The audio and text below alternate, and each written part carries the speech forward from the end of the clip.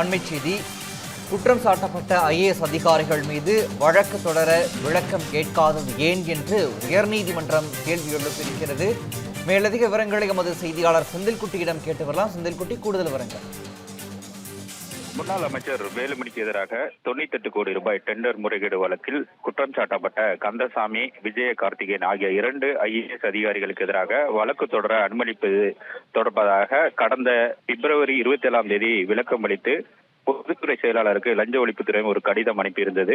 கடந்த 5 மாதங்களாக பொதுத்துறை செயலாளரிடம் இந்த கோப்புகள் நிலுவையில் வைத்தது ஏன் என அப்போதைய மற்றும் தற்போதைய பொதுத்துறை செயலாளர்கள் விளக்கம் அளிக்க வேண்டும் என்று சென்னை உயர்நீதிமன்றம் இதற்கு முன்பாக ஒரு உத்தரவையும் பிறப்பித்தது. இது தொடர்பான வழக்கு நீதிபதி ஆனந்த் வெங்கடேஷ் முன்பாக இந்த விசாரணைக்கு வந்தது. அப்போது தாமதத்துக்கான காரணத்தை விளக்கி பொதுத்துறை முன்னாள் செயலாளர் ரீட்டா ஹரிஸ் தாக்கர், தற்போதைய செயலாளர் சுந்தரவள்ளி ஆகியோர் மனுக்கள் தாக்கல் செய்தார்கள். லஞ்ச ஒழிப்புத்துறை தரப்புல ஆஜரான அரசு தலைமை குற்றவியல் வழக்கறிஞர் ஜான் சத்தியன், ஐஏஎஸ் அதிகாரிகளுக்கு எதிராக வழக்கு தொடர அனுமதி வழங்குவது தொடர்பான கோப்புகள் கடந்த ஜூலை 22ஆம் தேதி மத்திய அரசுக்கு அனுப்பி வைக்கப்பட்டதாக நீதிமன்றத்தில் தெரிவித்தார்.